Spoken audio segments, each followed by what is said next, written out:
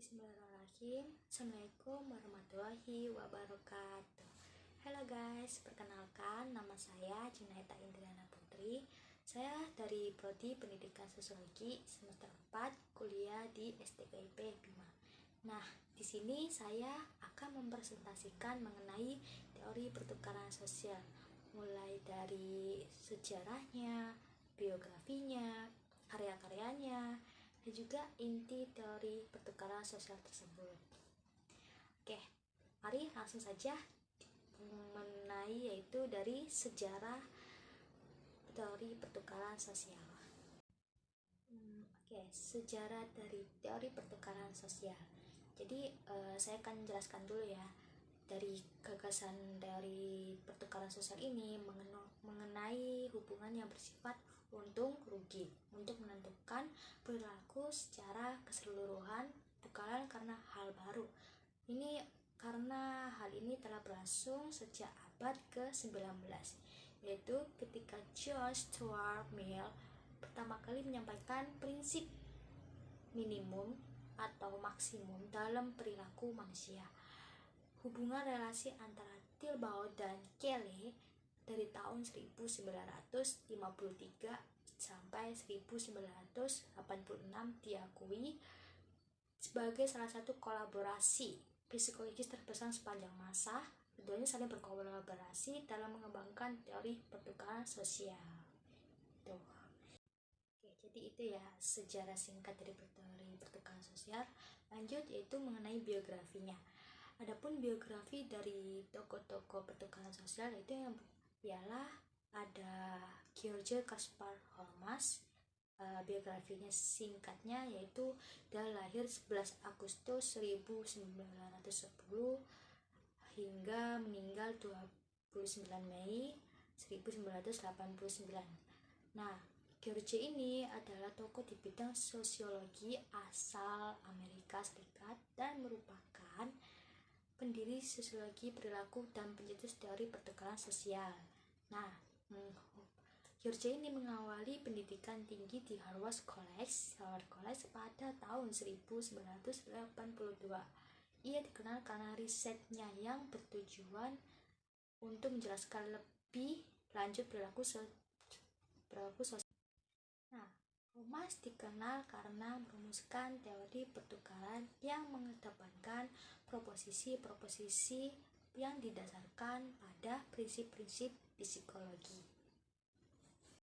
Nah, itulah biografi singkat dari Holmes. Lanjut biografi yang kedua yaitu Peter M. Blau.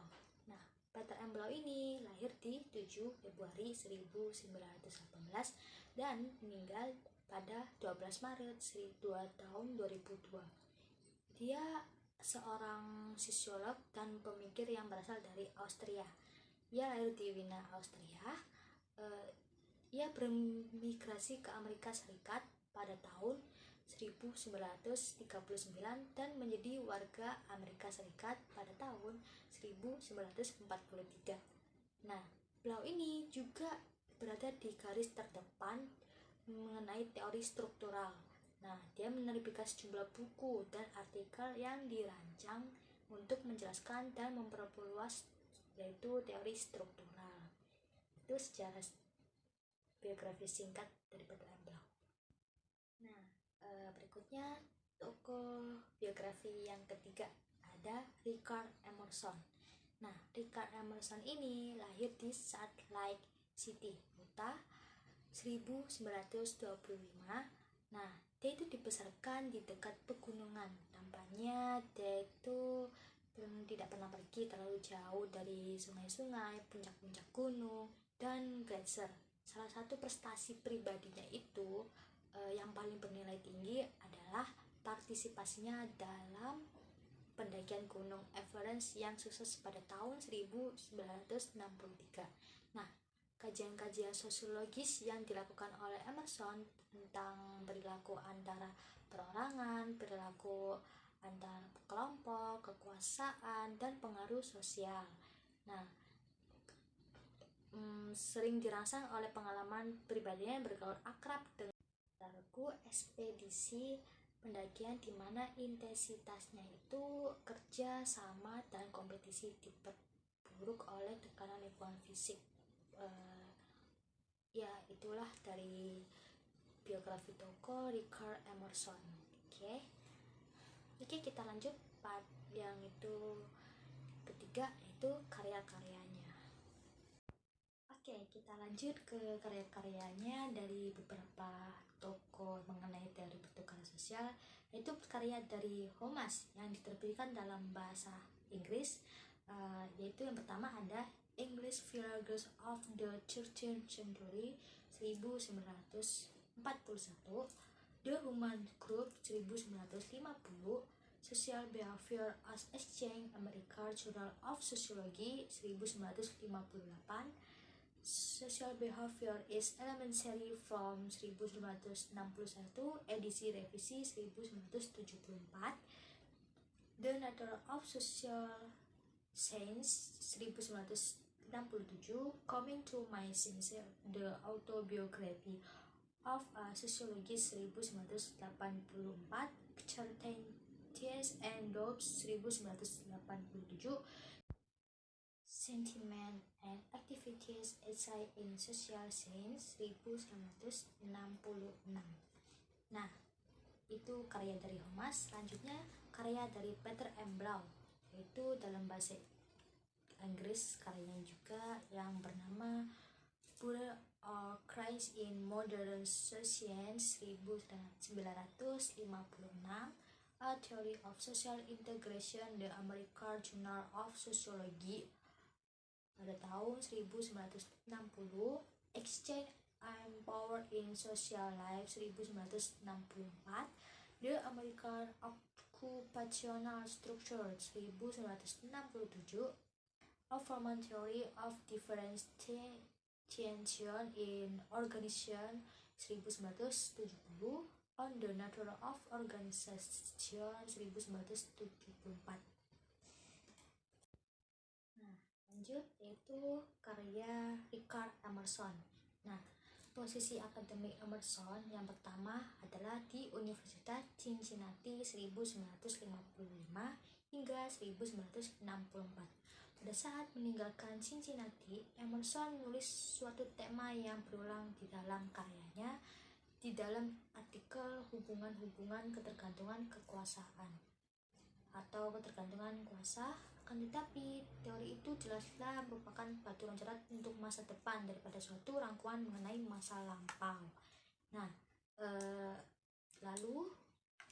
karyanya yang mengenai hubungan-hubungan ketergantungan kuasa 1962 kini adalah suatu kutipan klasik yang telah mempengaruhi banyak karya dewasa mengenai kekuasaan di dalam sosiologi Amerika. Jadi itulah karya-karya dari tokoh tersebut. Oke, lanjut yang terakhir yaitu mengenai inti teori pertukaran sosial. Nah, inti teori dari berdasarkan para tokoh yaitu dari George Casper Homas dalam Social Behavior is Elementary from 1961. Homas mengakui bahwa teori pertukaran sosial baik dari psikologi behavior maupun ekonomi. Lalu dari Peter M. Blau itu memusatkan perhatian pada proses pertukaran yang di dalam pandangannya itu mengarah pada perilaku manusia dan menggarisbawahi hubungan-hubungan antara individu dan juga di antara kelompok. Adapun asumsi dasar dari teori pertukaran sosial tersebut. Nah, asumsi dasar teori pertukaran sosial ini ada dua, yaitu asumsi dasar yang dibuat oleh sifat dasar manusia sebagai berikut, yaitu pertama, manusia mencapai penghargaan dan menghindari hukuman. Nah, maksudnya itu siapa sih manusia yang ingin mendapatkan hukuman? Pasti nggak mau kan, berarti semuanya tuh ingin mendapatkan penghargaan, pujian, ataupun rewards gitu. Contohnya seperti nilai rapot anak tuh bagus, akhirnya dia mendapatkan sebuah hadiah dari orang tuanya dan dia akhirnya menghindari dalam hukuman tersebut. Kedua, manusia adalah makhluk rasional. Nah, makhluk rasional di mana tuh manusia itu berpikir secara logika, menggunakan pola pikirnya dalam mengambil suatu tindakan maupun keputusan untuk menyelesaikan masalah. 3. Standar yang digunakan manusia untuk mengevaluasi pengorbanan dan penghargaan bervariasi. Itu dan dari satu orang ke orang lainnya. Maksudnya itu standar yang digunakan manusia untuk mengevaluasi dari pengorbanannya dan penghargaan dari masa lalu ke masa kedepannya. Itulah. Berikutnya itu asumsi sifat dasar dari suatu hubungan. Yang pertama, ada hubungan memiliki sifat saling ketergantungan. Nah, kita ini manusia yang tidak dapat hidup sendiri tanpa bantuan orang lain, dimana kita itu memerlukan bantuan dari orang lain, ada sebuah pertolongan dan juga ada pengorbanan dan juga ganjaran. Kedua, kehidupan berhubungan adalah sebuah proses dari yang kita lalui dari masa lalu dan juga proses apa yang kita capai untuk kedepannya. Baiklah teman-teman, itu saja presentasi maupun penjelasan singkat dari saya. Kurang lebihnya mohon maaf jika ada salah kata maupun penjelasan yang kurang. Saya mohon maaf dan saya ucapkan terima kasih banyak yang telah menonton video ini. Jangan lupa like, comment, dan subscribe ya. Saya ucapkan wassalamualaikum warahmatullahi wabarakatuh. Terima kasih guys.